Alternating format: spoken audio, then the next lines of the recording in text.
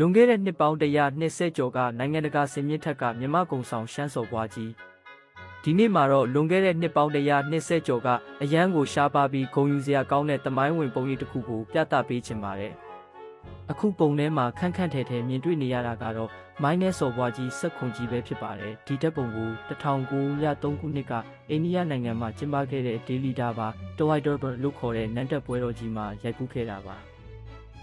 ဒီပွဲတော်ဟာအတ္တုဘုရင်နဲ့အလက်ဇန္ဒရာမိဖုရားတို့အိန္ဒိယအင်ပါယာရဲ့ဧကရစ်နဲ့ဧကရီဖြစ်နန်းတက်တဲ့အထိမ်းအမှတ်ပွဲတော်ကြီးဖြစ်ပါတယ်